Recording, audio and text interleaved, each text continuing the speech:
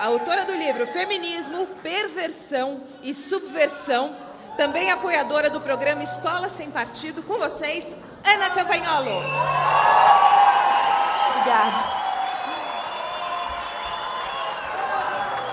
Obrigada.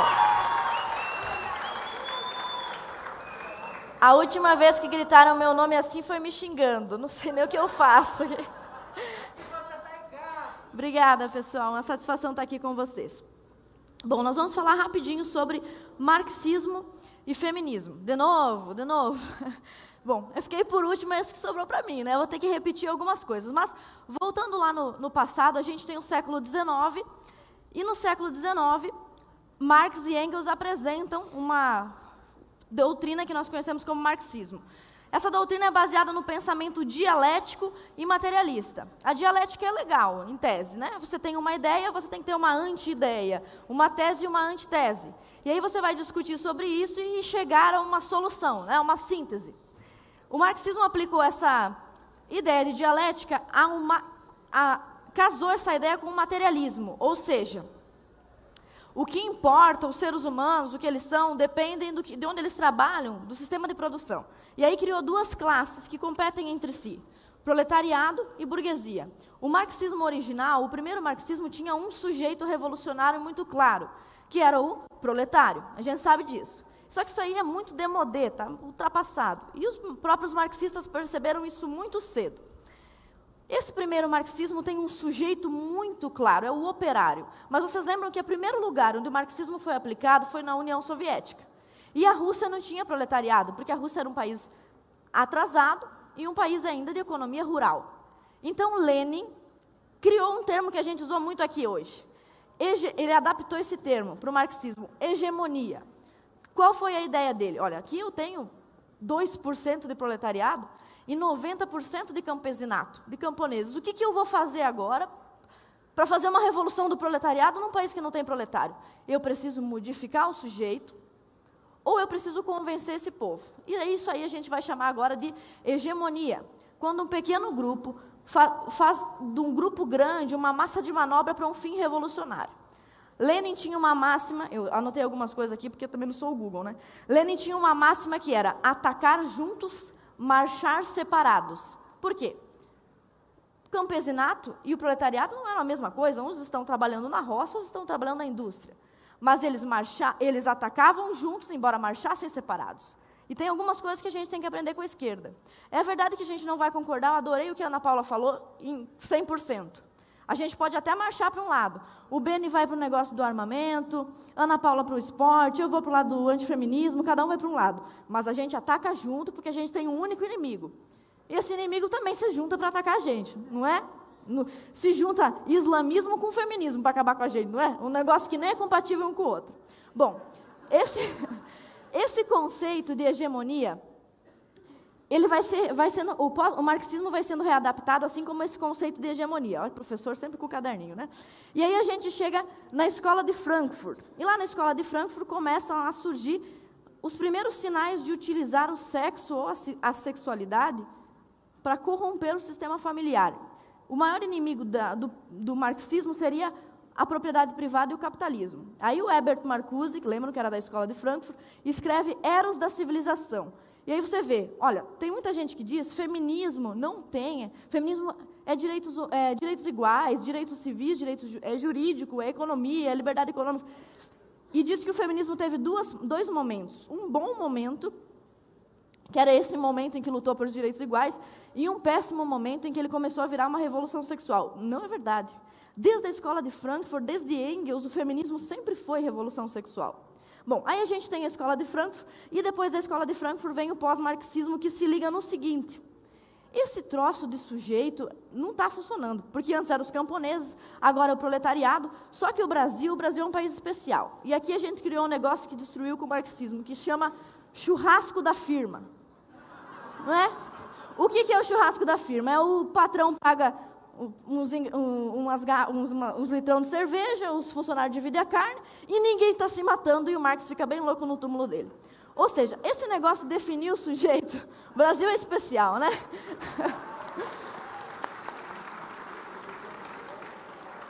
Esse negócio de dividir, de delimitar um sujeito não estava funcionando. Aí vem o pós-marxismo para dizer o seguinte: olha, nós temos que criar um grupo revolucionário que possa ser qualquer pessoa. E daí por isso que hoje você vê multimilionários e banqueiros apoiando uma ideologia anticapitalista, que não faz sentido. Por quê? Porque o marxismo foi remodelado e agora ele não é mais um movimento que visa atacar política e economia. Ele visa atacar moral, religião, costumes, a sua família. É um novo modelo. E esses sujeitos são fluidos. Você quer ver um exemplo? Em 1990, a década de 1990 começa e é o terror do comunismo. Acabou tudo ali. Por quê? Queda do Muro de Berlim e fim da União Soviética. Aí todo mundo pensa, é o fim desses loucos, né?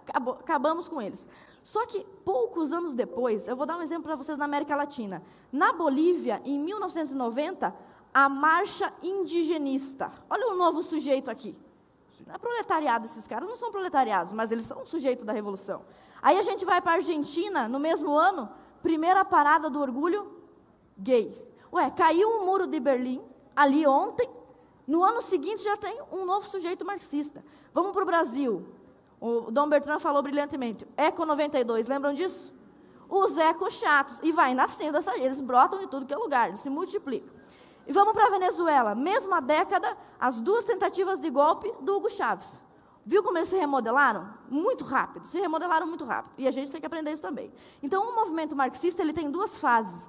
A primeira que tinha um sujeito bem correto, lá todo mundo sabia, é o proletariado. E depois ele se remodela e cria um sujeito fluido. Qualquer pessoa pode ser revolucionária hoje. O cara é da burocracia, ele é da elite, ele é filho de banqueiro, ele é multimilionário e ele quer ser revolucionário socialista. Isso só é possível porque o marxismo se remodelou. O feminismo foi a mesma coisa. Aparentemente, o primeiro momento do feminismo era uma luta pelos direitos civis, jurídicos, direito à propriedade, direito de votar, aparentemente. Mas a gente vê uma segunda fase do movimento feminista, onde eles também têm um negócio chamado sujeito fluido. E a Ana Paula exemplificou perfeitamente. Hoje, nós, mulheres conservadoras, temos que discutir os nossos interesses de mulher com um homem feminista. Não é? Isso aí não é um sujeito fluido? Se isso aí não é um sujeito fluido, eu não sei. Então, veja bem, feminismo e marxismo, eles são casados. Eles vivem juntos, e inclusive as suas fases se parecem. Se nós formos falar, por exemplo, da primeira onda do movimento feminista, que começou lá em 1790, junto com a Revolução Francesa, ou seja, não presta, né? Tudo que vem junto com a Revolução Francesa não presta. E o movimento feminista surge nesse contexto. A primeira feminista, Mary Wollstonecraft, escreveu um livro chamado Reivindicações dos Direitos das Mulheres. Aparentemente, ela só queria que as mulheres pudessem estudar ou trabalhar.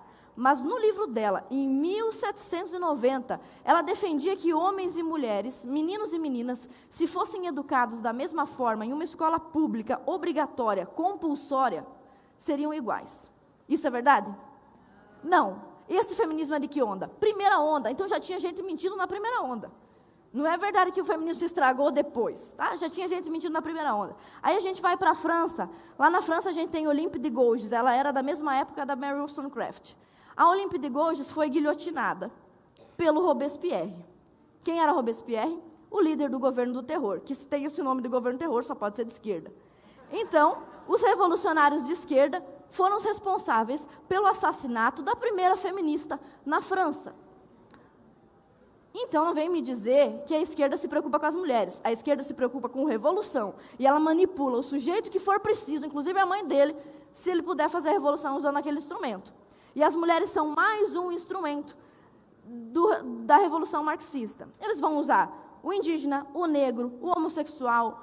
Se não der nada certo, daqui a pouco eles vão usar o homem branco. Não sei que justificativa eles vão achar para isso. Mas eles vão usar um sujeito. Então, você vê, nós temos nessa época, em 1790, duas revoluções. Revolução Americana e Revolução Francesa, que a gente pode chamar de iluminismo de direita e iluminismo de esquerda. Onde tinha iluminismo de direita, que somos nós, é nós, onde tinha iluminismo de direita, as mulheres começaram a ser defendidas pelos homens, como, por exemplo, John Stuart Mill. John Stuart Mill escreveu um livro chamado A Sujeição das Mulheres, e defendia as mulheres. Onde tinha iluminismo de esquerda, França, Revolução Francesa, as mulheres eram guilhotinadas. Na mesma época, na Revolução Francesa, surge um cara chamado Marquês de Sade. Já ouviram falar dele? Marquês de Sade era o profeta, tomara que não tenha crianças nos assistindo. Marquês de Sade era o profeta da masturbação, da pornografia e da misoginia. E ele é um dos grandes pais da Revolução Francesa, um mentor da Revolução Sexual, que começa já na primeira onda. Então o pessoal vem dizer para, não, mas o feminismo era bom antes, nós precisávamos do feminismo. Não. Agora eu vou citar para vocês Mises, os liberais vão gostar disso. O Mises, em 1922, que ele também dava uma deolava, às vezes profetizava as coisas, em 1922 ele disse, o movimento feminista vai ser bom enquanto ele defender interesses jurídicos e civis igualitários. Só que isso aí também não é feminismo. Isso aí é liberalismo. Então nós não precisávamos do feminismo porque nós tínhamos o liberalismo, não precisávamos dele. E ainda o Mises vai além, ele diz o seguinte, mas se o movimento feminista, olha a profecia, 1920, se o movimento feminista parar de lutar por direitos iguais e começar a contestar a natureza humana, então ele não será mais liberalismo, ele será socialismo. Socialismo é, em tese, contestar a natureza humana. Por exemplo, toda vez que você fala com um teórico socialista, ele quer construir uma nova humanidade, um novo mundo, um novo ser humano. Na linguagem de Hitler e de Stalin, o novo homem. Vocês lembram disso, né? Aprenderam isso no segundo ano do ensino médio. Então, o novo homem é a ideia do marxismo, do socialismo. E a nova mulher, que é não sei o quê, fluida, é a ideia do feminismo. Esses dois movimentos de esquerda, que são casados, a ideia deles é destruir a identidade da mulher e, consequentemente, do homem, com a finalidade única de acabar com a propriedade, de acabar com a família e, assim, também destruir a propriedade privada. Eu não tive filho ainda, mas meu pai sempre disse que antes dele ter filho, ele gastava dinheiro no bar. Depois que ele teve filho, ele começou a economizar para deixar herança para os filhos. Esse pensamento foi bem reduzido, simplório, que eu falei aqui, mas é basicamente por causa da família que as pessoas se preocupam tanto com a propriedade privada. Certo? Por exemplo, os grandes metacapitalistas, como Rockefeller, eles não estão se divorciando, abortando e gastando o dinheiro todo na cachaça. O que eles estão fazendo?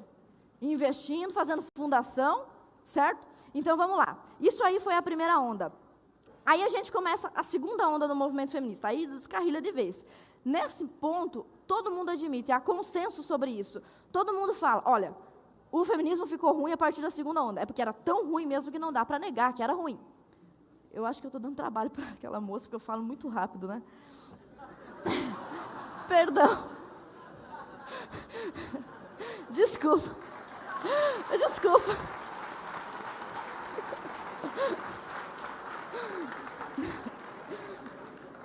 Eu vou tentar ser mais gentil com você, tá bem? Então, quando a gente chega na segunda onda, é escancarado que o movimento feminista não presta. Porque aí começa aborto, promiscuidade, divórcio e pedofilia. Ai, meu Deus do céu, agora eu vou tomar um monte de processo. Não sei se tem imunidade parlamentar, eu acho, né? Graças a Deus. Mas vamos lá. Algumas escritoras feministas, como, por exemplo, a Shulamit Firestone, escreveu que as crianças deviam ter direito à liberdade sexual. Ok.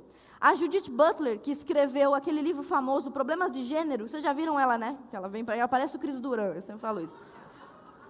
Ela já veio para o Brasil, o Bernardo fez um vídeo muito legal sobre ela. A Judith Butler disse que nós devemos combater o tabu do incesto. E a Simone de Beauvoir, queridinha das feministas, assinou uma petição pela soltura de 3 pedófilos que haviam feito sexo e gravado sexo lá na França, muito tempo atrás. E se não me falha a memória, os caras eram muçulmanos, e ela foi em defesa deles para que eles fossem liberados, porque as crianças têm direito também ao prazer sexual. Esse assunto é muito, muito delicado, é chato falar sobre isso, mas existe sim, vocês viram. A Damares também falou um pouco sobre a erotização infantil. E não é tudo que nós, políticos, podemos resolver. Aliás, não consegue resolver quase nada. Mas vocês, por isso que nós precisamos de vocês. Porque as ideias precisam se espalhar, elas têm que se espalhar como vírus. E essa daqui, a ideia de que parte do movimento feminista tem na sua literatura clássica textos que favorecem a pedofilia, é uma ideia que tem que se espalhar. Isso aqui tem que se espalhar. Mas tem algumas coisas que nós podemos fazer. Eu, por exemplo, lá na Assembleia Legislativa, apresentei o projeto de lei 0302.1/2019, intitulado Infância Sem Pornografia. Foi a única coisa que eu consegui pensar e que não era inconstitucional, porque tudo é inconstitucional.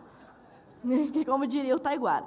Então, a gente elaborou um projeto de lei e uma indicação para o governador de Santa Catarina, que é do PSL, governador Moisés, vamos assinar o decreto Infância Sem Pornografia, governador Moisés, por favor. Nós indicamos isso e também fizemos um projeto de lei, porque já pensamos que o governador não vai querer se meter, né? O projeto de lei prevê que é proibido passar conteúdo erótico e pornográfico para crianças em sala de aula, em qualquer repartição do ensino que seja pública. É uma coisinha de nada, né?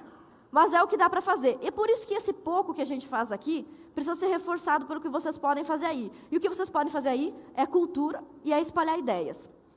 Então, nessa mesma segunda onda, vem a Simone de Beauvoir como uma grande aliciadora de menores. Começa também a apologia do divórcio. Eu sou divorciada, eu sei que tu vai decepcionar muitos conservadores isso, mas a vida é a desgraça, né? E eu quero dizer uma coisa para vocês, não existe sofrimento maior na vida de uma mulher, e não sei, não de um homem, que eu acho que também, porque eles se perdem, botam todas as coisas dele dentro de umas caixas e ficam por aí bebendo, acho que deve ser ruim para eles também, mas não existe sofrimento pior, a não ser perder um filho, para uma mulher que se casou do que o divórcio. Divórcio não é conquista feminista, divórcio é uma desgraça. Divórcio já...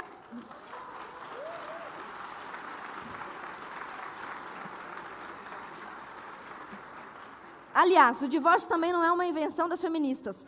Moisés, está lá na Bíblia, Antigo Testamento, já concedia carta de divórcio. Isso não é conquista. Sabe, conquista é casar com uma pessoa e ficar com ela 30 anos, 40, 50. Isso aí que é conquista. E...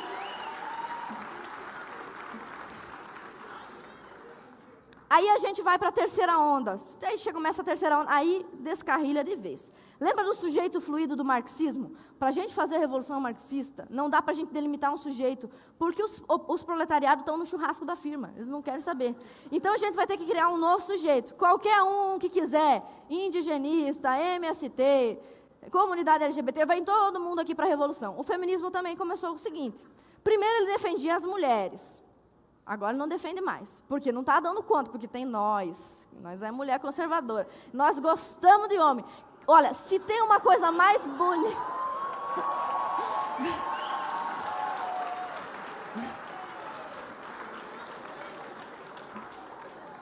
E eu também costumo dizer nas minhas palestras, é evidente que nós mulheres conservadoras gostamos muito de homem, mas olha, os homens gostam de mulher também, se vocês pudessem ter umas 10, não é? A situação, não é? Então, nós conservadores não conseguimos cair nesse engodo porque a gente não entende o sexo oposto como inimigo. A menina que é normal, uma moça normal, que não foi submetida a tratamento de choque feminista, quando ela olha para o menino que ela gosta, a mão fica suando, não sabe o que falar, fica com borboletas na barriga, o cara passa, ela não consegue dormir, sonha com a mesma pessoa 20 noites até conseguir mandar uma mensagem no WhatsApp. Nós gostamos do sexo oposto, nós queremos interagir, nós queremos construir família. Então a gente não serve para o movimento feminista, então tem que criar um sujeito fluido. E aí surge a identidade de gênero. Agora o feminismo não representa mais as mulheres, representa qualquer pessoa, né, que quiser dizer que é mulher ou que tem interesse para a mulher. Por isso que nós, mulheres conservadoras, temos tantos problemas com os homens feministas, né, que são nosso pior problema são eles, no fim das contas. Então, para você ter uma ideia de como esse movimento foi se desfragmentando, aqui no Brasil aconteceu o primeiro seminário de teoria queer. Eu não tenho cronômetro. Cadê meu cronômetro? Aí eu não mereço, só porque eu sou mulher, machismo. Não tem cronômetro para mim. Olha só, no primeiro ou no segundo seminário de teoria queer, cujo objetivo era subversão de identidades, por isso que esse nome está no meu livro, no título do meu livro, Feminismo, Perversão e Subversão. Neste seminário que aconteceu aqui no Brasil, ou seja, nós já estamos atrasados, porque nós estamos aqui tentando rebater eles, já estamos com um seminário queer aqui faz tempo. Nesse seminário, uma feminista chamada Berenice Bento disse, não existe mulher, nós não defendemos mulher, nós usamos esse termo apenas para angariar um sujeito revolucionário para a nossa causa. Ela disse isso, Berenice Bento disse isso, Monique Wittig disse isso, e outras... Aliás, quando Simone de Beauvoir disse, não se nasce mulher, torna-se, ela estava dizendo que você que nasceu mulher pode ser que não venha se tornar uma, e que outro que não nasceu pode ser que se torne. Então, a terceira onda e o caminho, a derrocada do movimento feminista é, no fim das contas, a ideologia de gênero. Só que não funciona. Você sabe a tia do Zap? é a nossa mãe, é a avó, é a tia que faz o assado do Natal, né? Que hoje não tem mais, porque as mulheres não sabem mais cozinhar. Então é sempre uma tia, uma avó. Essas pessoas, se você for explicar para elas, olha só, tia Neide, você sabia que tem uma teoria de subversão das identidades, que diz que não existe mulher? Ela vai, tá bom, passa ali a maionese, não tá nem aí para você. Essa ideia ela é péssima, ela é horrível, então ela não vai passar. Não vai passar. E o movimento feminista sabe que ela não vai passar. Então, por isso, eles precisam criar estratégias, formas mais sutis de se embrenhar na cultura. E agora eu vou falar para vocês 3 exemplos para encerrar a palestra, de 3 coisas absurdas que acontecem na vida prática e política do nosso país e mundo afora, e que representam as teorias mais loucas do movimento esquerdista. Monique Wittig, por exemplo, é uma francesa. Não quero dizer que tem alguma coisa a ver com a Revolução Francesa ter sido uma droga, essa quantidade de francês que escreve essa coisa ruim. Não tem nada a ver uma coisa com a outra. Mas a Monique Wittig, que é francesa, ela pretendia acabar com a heteronormatividade. O objetivo dela, o foco da vida dela, é acabar com relações heteronormativas, em consequência, acabar com a família. Lembrando que em 1885, Engels publicou um livro chamado A Origem da Propriedade Privada, da Família e do Estado, ou o contrário. Nesse livro, já em 1885, ele já dizia isso. Para acabar com o capital, eu preciso acabar com a família. Ok, a Monique Wittig, com essas ideias muito loucas dela de acabar com a heteronormatividade, vocês viram que acabar com a heteronormatividade estava num documento do governo. Essas coisas que as feministas pensam, essas loucuras, elas sempre estão antes na literatura e depois elas vão para a política. Sempre tem gente que vai lá no meu Instagram, lá nas minhas redes sociais, reclamar. Por que você não vai trabalhar, vai fazer uns projetos de lei, em vez de ficar escrevendo livro?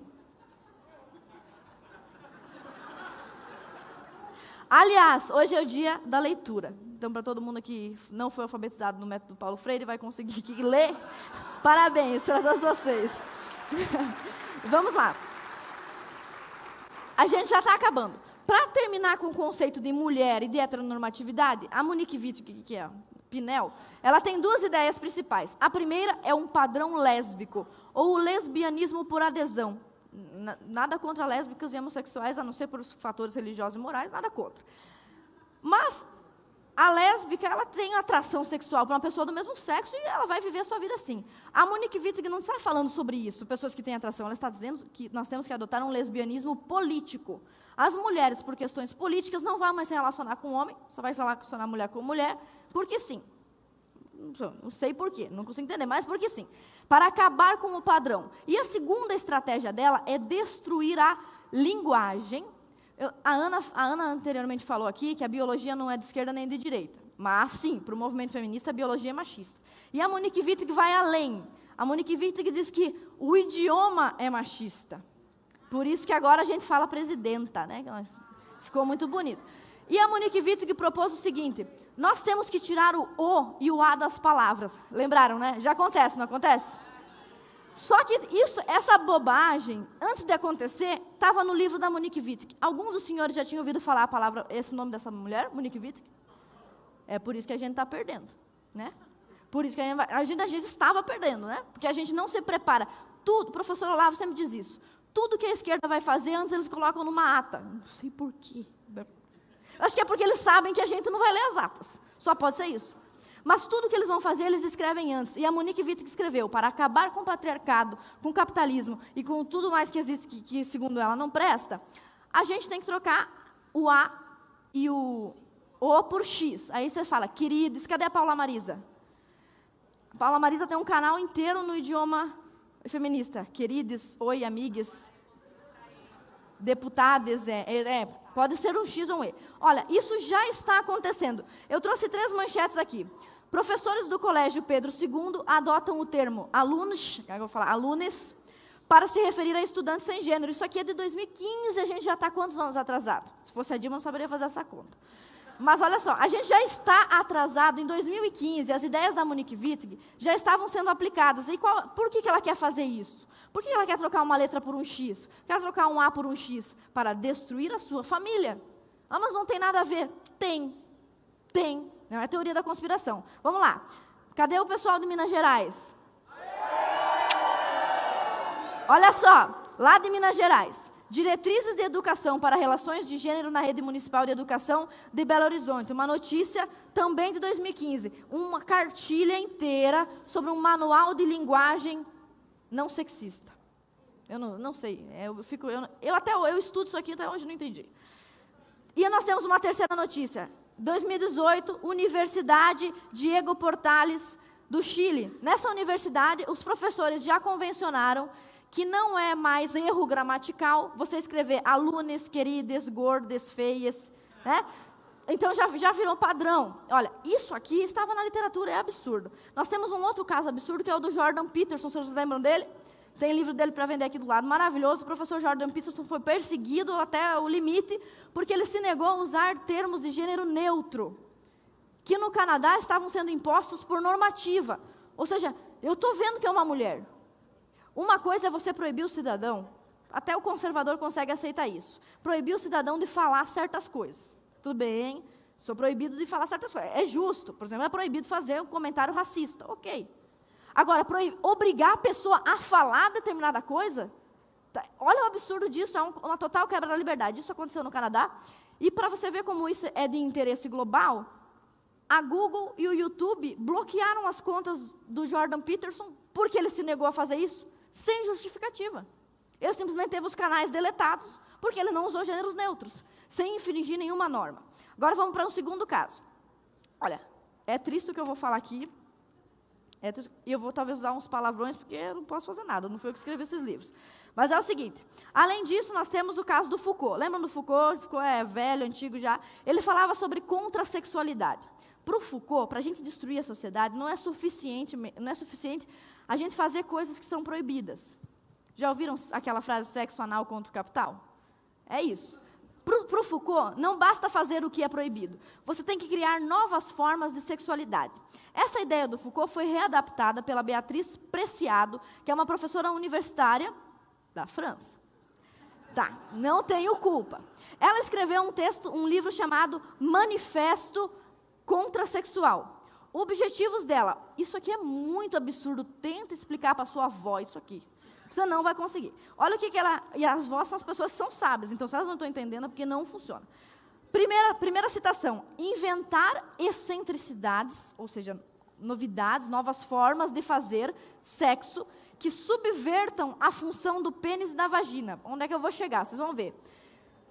B. Segunda citação. Jogar na cara dos heterossexuais práticas com fezes, peidos e chuvas douradas de urina. Alguém lembra disso aqui? Que é? Lembra do Bolsonaro perguntando o que é um golden shower? Esse aí é um caso exemplar. Olha, os caras só estão fazendo um golden shower aqui com esse público, lá em maioria jovem, e ninguém me ofereceu ainda um cigarro de maconha. A gente se preparou para isso? Então os caras vão fazer golden shower. É isso que vai acontecer. A gente tem um outro exemplo que é trágico aqui. É trágico. Vocês lembram do evento que aconteceu em maio de 2014? Olha onde aconteceu isso, com o seu dinheiro e com o meu dinheiro. Curso de Produção Cultural da Universidade Federal Fluminense, evento Xereca Satânica. Meu marido disse que vocês iam rir disso. Tá. Vocês lembram disso, não lembram? A Xereca Satânica foi um evento onde uma artista, numa universidade federal, numa disciplina de uma universidade federal, paga com o meu dinheiro e com o seu dinheiro. O ministro da Educação está aí? Aí, ministro. Umas pessoas para o senhor exonerar.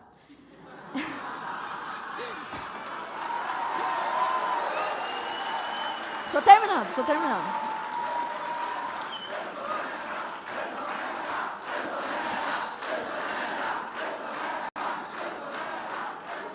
Estão criando um problema aqui entre mim e o ministro. Vamos lá. Nesse evento da disciplina Corpo e Resistência, uma atriz chamada Raíssa Vitral teve a sua vagina costurada. Meu Deus, é muito absurdo, não dá para entender. Só que isso tudo já estava escrito nos livros de Foucault e no livro da Beatriz Preciado, entre outros, Monique Wittig e entre os outros. Essa mesma cidadã, a Raíssa Vitral, foi aquela que, na ocasião em que o Papa esteve visitando o Brasil, em frente a uma missa que estava acontecendo em Copacabana, enfiou uma escultura católica na vagina. Vocês lembram disso?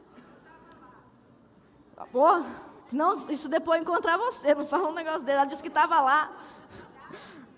Olha só. Ui. Olha só, a Raíssa Vitral, eu acho que eu tive um problema com o microfone, vou ter que pegar outro. A Raíssa Vitral cometeu práticas assim porque nós não estamos combatendo. Para tentar resolver esse problema, atenção produção, é ao vivo, aqui se faz ao vivo. Nós apresentamos um projeto de lei também lá em Santa Catarina, e acho que muitos políticos aqui, assessores, podem levar essa ideia. Um projeto que proíbe o vilipêndio à fé católica e aos símbolos católicos, multando...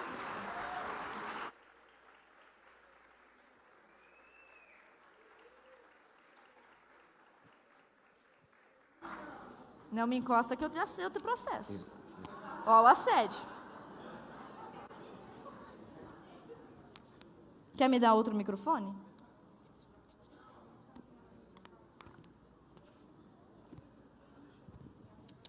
Ai, deu certo. Machista esse microfone. Vamos lá. Nós apresentamos um projeto de lei que pune de 5 a 500 mil reais a instituição, a entidade que fizer algum tipo de manifestação, obra artística ou qualquer coisa, tipo aquele museu queer lá, que difame, vilipendie ou satirize a fé católica. Aí agora nós vamos para o... Obrigada, muito obrigada. É o famoso não faz mais que obrigação, né? E a gente tem também... E eles levam isso tão a sério. Olha, parece tudo piada o que eu estou fazendo, mas isso aqui é onde o feminismo acaba. Eu estou terminando, essa aqui também é para o ministro da Educação. Eles levam isso daqui tão a sério que eu vou ler para vocês algumas teses e dissertações de mestrados, paga com o dinheiro de vocês e com o meu. Oi? Ai, cansou ela. Tem coisa que foge ao controle do ser humano. Vamos lá. Eu vou ler só algumas teses bizarras aprovadas em universidades federais com seu dinheiro e com o meu dinheiro relacionadas aos temas feministas. Primeira, fazer banheirão. As dinâmicas das interações homoeróticas na Estação da Lapa e adjacências. Apresentado por um mestrado na Universidade Federal da Bahia. Próxima, mulheres perigosas, uma análise da piriguete. Cabe. Realmente esse é um tema bem feminista. Vamos lá. Próxima tese de mestrado. Azuadinha e tá. Representação sobre a sexualidade e o corpo feminino negro. Próximo. Estou falando? Você não acredita em mim, pelo amor de Deus? Erótica dos signos nos aplicativos de pegação. Processos multissemióticos em performance íntimo especulares de si. É um trabalho sobre o Tinder. Com o seu dinheiro, com o meu dinheiro. E aqui tem uma lista de teses, mas isso não vem ao caso, só queria mostrar para vocês como o movimento feminista leva isso a sério. E agora eu vou terminar. Terceiro exemplo, e o mais chocante de todos, é o seguinte. Entre esses vários textos feministas sobre subverter a prática sexual, teve uma época, pelo menos na minha época, em que meu pai tinha que se preocupar se eu não estava fazendo sexo precocemente ou fora do casamento. Essa era uma preocupação que nós conservadores tínhamos que ter com os nossos jovens, com os nossos filhos. Hoje, se a pessoa estiver fazendo sexo heterossexual, já é uma vitória, né? Não, tá tudo bem, tá ótimo, tá muito bom. E se esse processo sexual envolver um pênis e uma vagina, aí tá ótimo. Aí é muito bom, merece até uma honra ao mérito. Por que eu digo isso? O movimento feminista, entre outros textos, eu vou ler isso bem rapidinho para você, é uma citação do livro Foucault para Encapuchadas, em espanhol, do coletivo Manada de Lobos. O movimento feminista pretende a renúncia de manter relações sexuais naturalizantes heteronormativas, permitindo, então, a ressignificação e a desconstrução da centralidade do pênis no ato sexual. Ai, que bobagem. Fala isso para tua avó, não vai entender. O que eles querem dizer isso daqui é o seguinte: abolir todo tipo de prática sexual heteronormativa. Em substituição a isso, eles criaram um negócio que vocês vão lembrar, vocês já viram na universidade. Eu sei, já sei. Que a última é 2 minutos. Que é o seguinte: fist fucking ou fisting. É uma categoria de pornografia que o movimento feminista incentiva, que nada mais é do que, desculpa que eu vou dizer aqui, um exercício de usar o punho e enfiá-lo no ânus ou na vagina. Mas, meu Deus, essa doida vem aqui no evento conservador falar esse monte de absurdo. Você achou absurdo, mas eu vou mostrar para você agora. Isso aqui é o chocante. E, não vou mostrar isso. Deus me livre.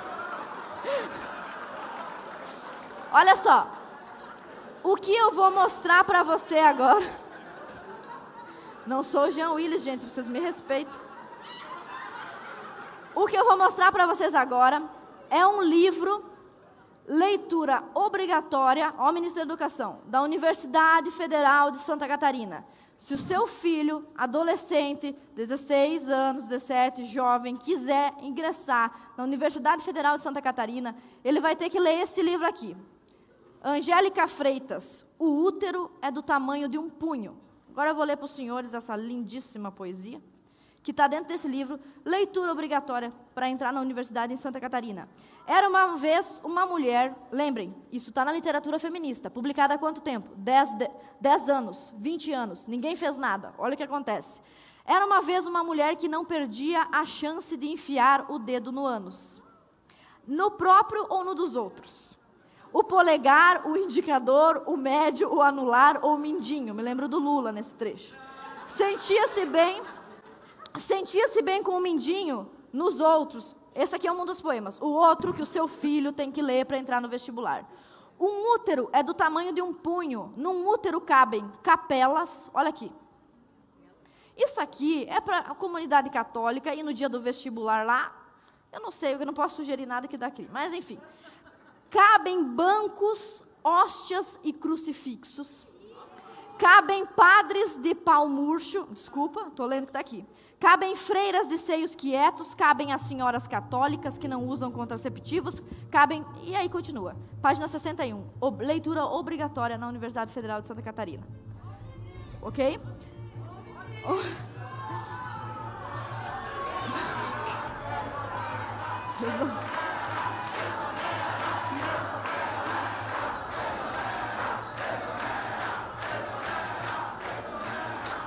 O ministro vai pedir minha expulsão. Esse era o último caso que eu queria mostrar para vocês.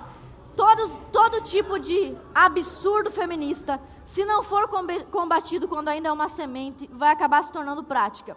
E nós, mulheres conservadoras, temos um interesse, que é nos dar bem com os nossos maridos, que não são nossos inimigos. O que acaba com o casamento, e é isso que é o objetivo do feminismo, é a competitividade. E Deus nos colocou mulheres para ajudar nossos maridos e maridos para nos proteger. E é isso, muito obrigada.